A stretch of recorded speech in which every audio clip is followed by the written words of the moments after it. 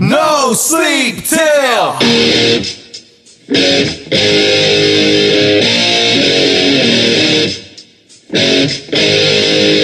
Georgia.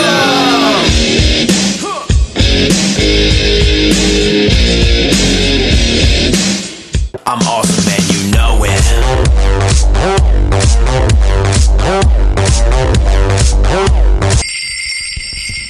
Hey everybody, it's Linko Santa, and I just want to give a big Merry motherfucking Christmas shout out to my boy John Sears. As you can see, Santa Claus is bringing him a new hat this year, and that thing should fit perfect. So, John, Merry Christmas to you and your family. Thanks for everything you do. Go Jim, and that's right. Practice Tree World Championship, South Georgia Motorsport Park, lights out 4. Hey, 400 Pro Tree, $50 entry fee. Push, pull, or drag the button down, however you're going to do it. Open to anybody and everybody. That's right. If you got some 3-year-old child prodigy, bring him on down here. Hey, if your old lady's got the magic thumb, bring it on down there. Bracket racers, bring them skills down. Get right up with them heads-up guys and have at it. Let's see who's got the quickest reaction times in town. $5,000 to win. Hey, and all you keyboard cowboys talk shit on the internet about how you run your race program, you do this. Hey, $50, and let's see it, $5,000. It's your chance to get in the mix. Don't miss it. South Georgia Motorsports Park, lights out 4. 5,000, Practice Tree World Championship. Be there. Hey everybody, it's Linko Jim. Bench press contest, that's right. It's the bench press contest. Bench your body weight. $1,000, South Georgia Motorsports Park. Fucking be there. Somebody get this off now. Fuck. All right. Now we're here with Jason Lee, the other part of PTP. Don't forget about Fiscus here. I know you didn't recognize him with that 50 pounds off, but... Exactly.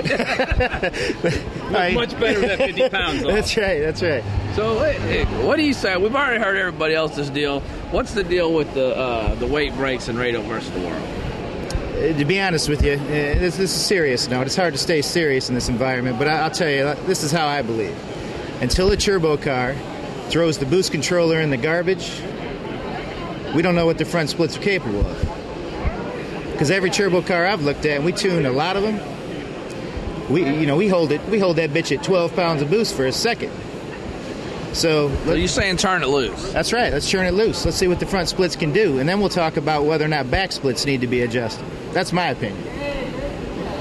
All right. Well, there it is. We wanted to get the regular. You ain't got to come back for that shit. No, we're just trying to get everybody's real opinion on what the deal is. And also, hey, boost control does nothing more than the timing curves do in the blower car. So take timing. If you're going to do that, take timing curve. Let her eat. It ain't going to go down the track. Right. But if you neither one are going to. Unless it's leaving on. If you bring the Siamese twins over here, ask them how much time they're pulling out of their car. Nick, jump in here. We've obviously come around the back here by the Wizard of Oz thing. We got the world champion Bruder brothers coming in for a little timing. We obviously have some communication problem with some boost controllers and timing curves. I believe that there's a misconception that. Wait a minute now. I mean, tit for tat here. Now, I mean, the guy had a good thing. Unless that thing's on zero when it leaves the line with the Procharger, then you can do it with fuel. You can do it with timing. You're killing power some way. So don't sit here and talk about. So they're not leaving on the mat. You're telling me. No. So you can talk all you want. You're either flooding it with fuel. You're either pulling timing. No one's leaving on all. So you don't believe that an F1X? I'm just throwing some hypothetical shit out. I don't have one. I know. I'm just saying. All right? So we're not an expert, clearly. Did you say X? All right. So let's get back to it. Where's the next X? Hey, bitch, is that airplane around Where's here? Where's the F1R/X coming? It's not here yet. Those projects. It's gone. But bottom line is on a car that's set up correctly for the rules the way they're written. Did you say correctly? That's right. Correctly the way the rules are written. I'm talking. You can do some things with stroke. You can do some things with cubic inch. Absolutely, an F1X.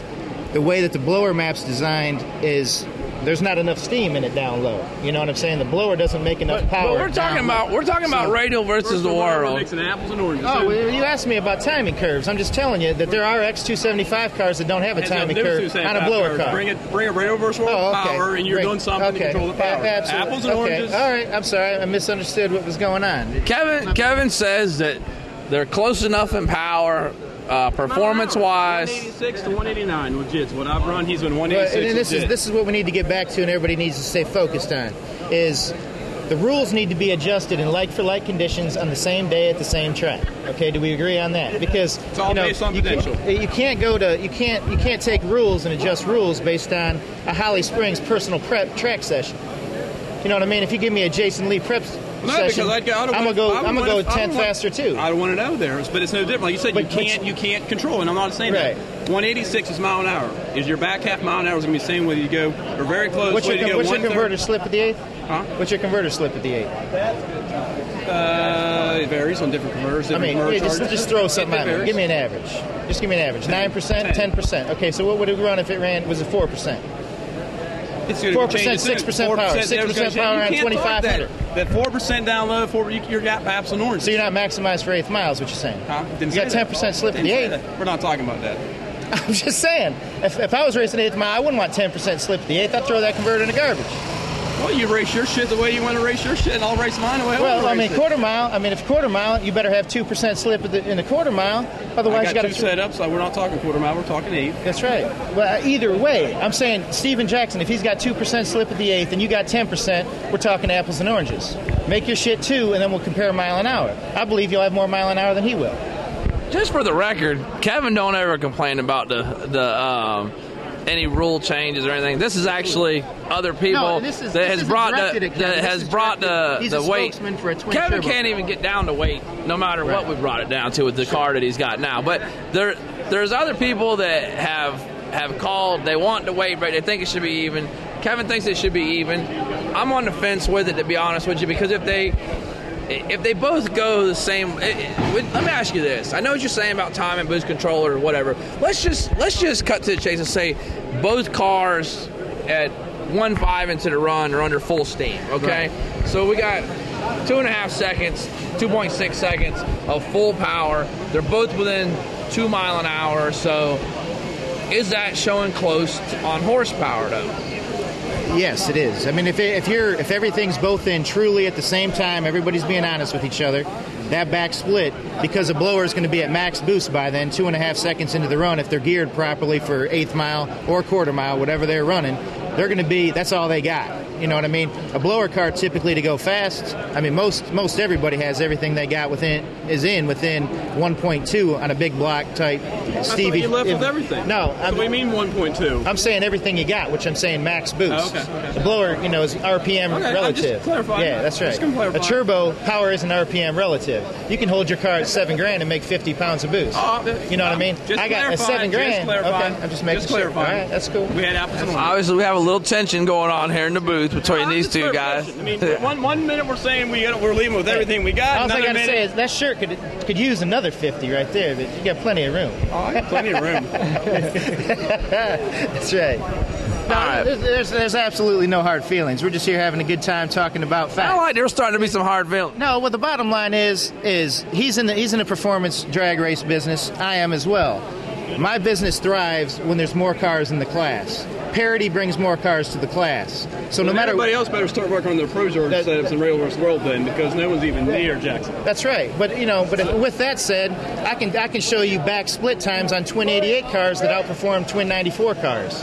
So to me, there's a lot of people that got to work on this shit. In the 8th mile, you're not using the turbos you got. I've ran as fast with 91 as 94, that's so right. I agree with you. Yeah, that's right. You're right. And I'm saying 88s. So that's right. So if you're not using it all, there's going to be a time where converters change a little bit better than they've already changed over the last couple of years, where it allows you to bring things in a little bit sooner. If you bring things in on a turbo car even a tenth sooner, it affects that back split by 2 numbers. And then, and they can bring it in too. Everybody's not using all the power. Well, the difference I'll show up if I'm 200 pounds heavy. I'm not scared. I'm just saying there's no reason with a mile an hour's horsepower, 186. We've been 189 with a data with dry shaft. Yeah, at Holly Springs we clipped the chutes early and we've seen 193. It's not legit. No, I'll go on record. We've been 189 to 186. That mile an hour is close enough. No, the 100 pounds is going to affect the short half of the track more than is the back half. It's not going to affect it. I don't give a shit. Right. We're going to be there racing, but in my mind, there's no reason the weight shouldn't be the same. Well, they're going to be within 50 pounds at the next race, and then we'll go from there and see what we got. And like I said, I don't care. I mean, I'll be racing a twin turbo car next year. I'm here. I'm talking about parity. That's what I'm just saying. It's very important for everybody here that's involved with this, Fiscus, myself, everybody standing back there, that there's parity within these classes, you know, at a high level. Because first of all, nobody wants to go race slower, you know what I mean? We want to bring everybody up to the standards, and you know, there's going to always be 5-6 cars in each power adder that excel beyond everybody else, but we need parity. That brings more customers to me, that brings more battery sales to you. I want to show up on any given day and race people equally, whatever the weights need to be, and get it on. That's right. Absolutely. Well, thanks, guys, for stopping by, man. Absolutely. Good luck to both of you guys. Absolutely. 50 pounds or not. Yeah, we're